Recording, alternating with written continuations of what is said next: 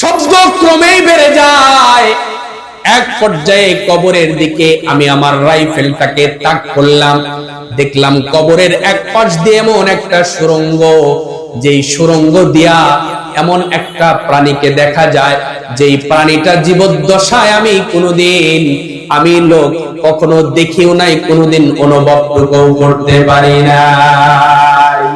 এমন একটা প্রাণী আমি আমার টর্চ লাইট যখন কবরের দিকে ধরলাম, এমন একটা ভয়ঙ্কর প্রাণীর চেহারা আমার সামনে ভেসে আসলো, যেই প্রাণী আমি কোনোদিন দেখি নাই, আমি কোনোদিন অনুভবটুকু করতে পারি নাই।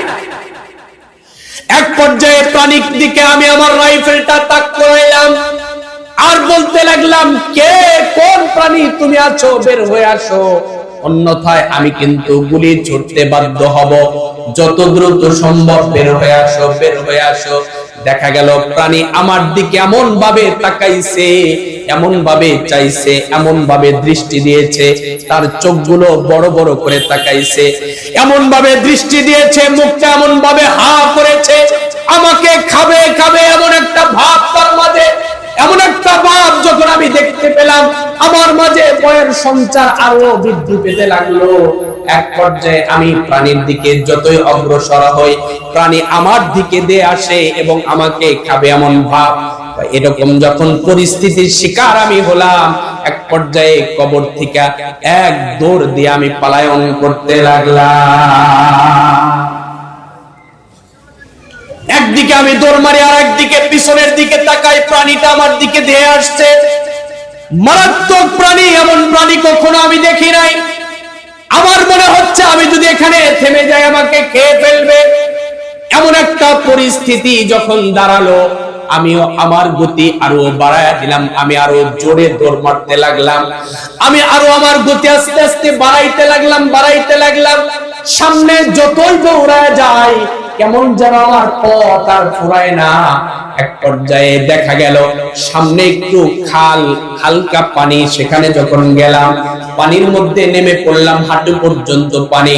পিছনের দিকে তাকায় দেখি প্রাণীটা আমার দিকে আর আসছে না, কিন্তু আমি পানির থেকে না উঠতেই অল্প পানির মধ্যে যখন আছি, ওই প্রাণীর দিকে তাকায় দেখি প্রাণীটা তার জিহ্বার একটু নালা পানির মধ্যে ছেড়ে দিয়েছে। সাথে সাথে দেখা গেল পুরা ওই নালের পানি, পুরা ওই খালের পানি সাথে সাথে এমন মারাত্মক নীল বর্ণ হয়ে গেছে এবং বিষাক্ত হয়ে গেছে। যেই পানিতে আমার পা ছিল, ওই পানি আমার যতটুকু পায়ে লেগেছে, এমন একটা পরিস্থিতি আমার সৃষ্টি হলো যে আমার পাও মনে হয় একদম আমাকে জীবিত রেখে অস্ত্র দিয়ে টুকরা টুকরা করে কর্তন করা হলো। এমন একটা পরিস্থিতি। পানিতে যখন তার বিষ ছেড়েছে, এই পানিটা এতটাই বিষাক্রিয়ায় আক্রান্ত হয়েছে, ওই পানি আমার পায়ের যেই অংশে লেগেছে পা সাথে সাথে ফুলে গেছে। এমন যন্ত্রণা পায়ের মধ্যে সৃষ্টি হলো যে মনে হয় জীবিত আমার পা কেটে ফেলা হচ্ছে, কর্তন করা হচ্ছে, কেটে লবণ লাগায়া দেওয়া হচ্ছে। এমন একটা পরিস্থিতি হলো, এমন পরিস্থিতি, এমন ভয়ঙ্কর আযাব, এমন ভয়ঙ্কর শাস্তি আমার মনে হয় আমি আর কোনোদিন অনুভব করতে পারি নাই। সুবহানাল্লাহ।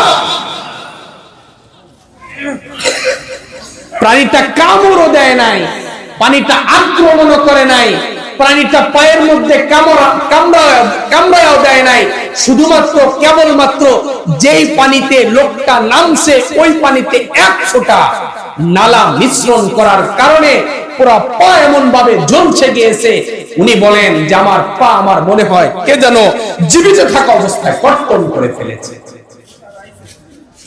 এক পর্যায়ে যখন আমি জান্নাতে উঠলাম, আমি হাউমাউ করে কাঁদতে লাগলাম, আর সামনে অগ্রসর হতে পারি না।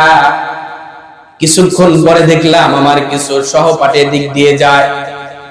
আমি আমার সহপাঠীদেরকে ডাক দিয়ে বললাম, ভাই আমাকে বাঁচাও, আমাকে বাঁচাও, আমাকে হত্যা করা হয়েছে, আমাকে বড় শাস্তির মধ্যে ফেলে দেওয়া হয়েছে, ভাই আমাকে যদি না বাঁচাও আমি আর বাঁচবো না।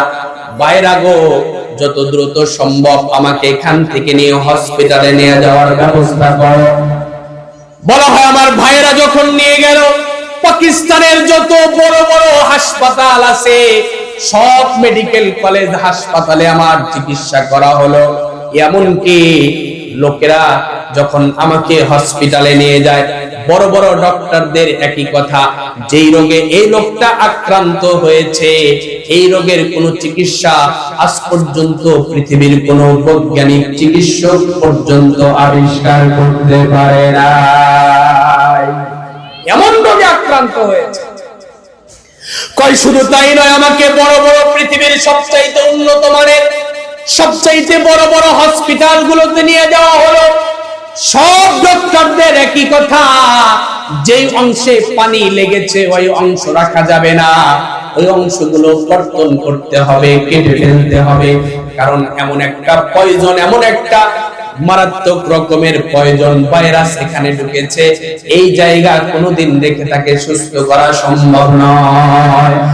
হাসান তারিক জামিল ভালো করে দেখেন, আমার যেই দুই পায়ে ওই পানিগুলো লেগেছিল, ওই বিষক্রিয়া পানিতে আমার পা আক্রান্ত করেছে, সেই দুইটা পাই কর্তন করে ফেলা হয়েছে, কেটে ফেলা হয়েছে।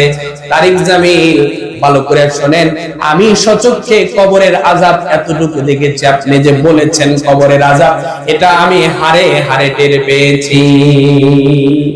সম্মানিত হাজরিন, এই যে বিশাল বড় একটা মিসাল দেওয়ার একটাই কারণ, আমরা তো কবর সম্পর্কে এতটাই উদাসীন, একদম উদাসীন। আসলে বিষয়টা হলো কবর এই জিনিসটা বড় মারাত্মক এবং ভয়ঙ্কর জায়গা। আপনারা একবার একটু নিজের কাছে নিজে প্রশ্ন করেন, কবরের সামান্য একটা প্রাণী, সে যদি এক ফোঁটা নালা টনকে টন, হাজার মিলিয়ন টন পানির মধ্যে দেওয়ার কারণে ওই পানিটা যদি এতটা বিষে আক্রান্ত হয়, আর ওই পানি যেই জায়গায় লাগানো হয় সেই জায়গাটার চিকিৎসা পৃথিবীর কোথাও যদি না থেকে থাকে, তাহলে যেই কবরের মধ্যে সাপ মানুষকে ধ্বংস করবে, বিচ্ছু মানুষকে ধ্বংস করবে, গুর্জমারা ফেরেশতা আসবে, তাদের আযাবটা কত ভয়ঙ্কর হতে পারে, কত রকমের ভয়ঙ্কর হতে পারে, একবার নিজের কাছে নিজে প্রশ্ন করলে বিষয়টা আমাদের কাছে স্পষ্ট হয়ে যাবে। কবরে তো আমরা যাব নাকি? যাব তো নাকি? প্রস্তুতি আছে তো আমাদের? দেখেন, আসলে বাস্তবতা একবারে খোদার কসম করে বলি, পৃথিবী কারো জন্য কোনো কিছুই না, একদম বোকা। এই পৃথিবীটা একদম একবারে বোকা লোকদের জন্য, আসলে চালাক মানুষের জন্য পৃথিবী না। এটা আমি নিজেই বুঝছি। কারণ আপনারা বলতে পারেন যে কারণ কি? এই দেখেন, কয়েকদিন আগে এতটুকু বাচ্চা ছিলাম, আজকে প্রায় হয়তো যুবক, কিছুদিন পরে দেখবেন দাড়ি পাইকে গেছে, চুল পাইকে গেছে, এমন একটা পরিস্থিতি আমাদের হয়ে গেছে। এরকম হবে না? হয়ে যাবে। তারপরে কি, কয়েকদিন পর দাড়ি চুল পাইকে গেলে মৃত্যুর পথের যাত্রা। তাহলে এই দুনিয়াতে বোকা লোকদের জন্য, বোকা যারা, তারা কামাই করবে, রুজি করবে, কত কিছু বানাবে, বিল্ডিং, কত দালান কোঠা, কত কিছু বানাবে, দিন শেষে সব কিছু রাইখা আমাদেরকে চলে যেতে হবে। এই যে অবৈধ পথে কামাই কইরা আমাদের সন্তানদের জন্য দিয়া লাভটা কি? কবরের মধ্যে গুরজু মারলে তো আমাদেরকেই মারবে, কবরের মধ্যে মারলে তো আমাদেরকেই মারবে। সন্তানদেরকে আমরা এই যে হারাম পথে ইনকাম করে দিয়ে গেলাম, লাভটা আমার কি? কোনো লাভ নাই, কোনো ফায়দাই নাই। আমার সন্তানরা কি করবে, কি করে খাবে, সেটা পরের কথা। হালাল পন্থা ইনকাম করে দিয়ে গেলে সেটা হলো ভিন্ন কথা। কিন্তু হারাম পথে ঘুষ, সুদ, জুয়া, কত কিছু আছে, এগুলা কামাই করে দিয়ে গেলাম, গুরজু তো আমার খাইতে হবে, আমাকে তো কবরের মধ্যে জবাবদিহিতা করতে হবে। এজন্য বোকার জন্য দুনিয়া, কোন চালাক মানুষের জন্য দুনিয়া না। সর্বশেষ কথা হলো, দুনিয়ায় আমরা যে যে কয়দিনই থাকি, বাস্তব কথা একদম আপনাদের কাছে আমার খালেজ দিলে যে কথাটা বললাম, সেটা হলো দুনিয়া আমাদের জন্য কোনো কিছুই না। এজন্য আখিরাতের প্রস্তুতিটা বড় মারাত্মক প্রস্তুতি। এজন্য আখিরাতের প্রস্তুতি গ্রহণ করে কবরের এই সামান্য আযাবের কথা আমাদের মনে ধারণ করে আল্লাহ পাক রব্বুল আলামিন মা বোনদেরকে, আমার বাবাদেরকে দুনিয়ায় বুঝে শুনে আমল করে উপরের দেশের যাত্রী হওয়ার তৌফিক দান করুন। সকলে বলুন আমিন।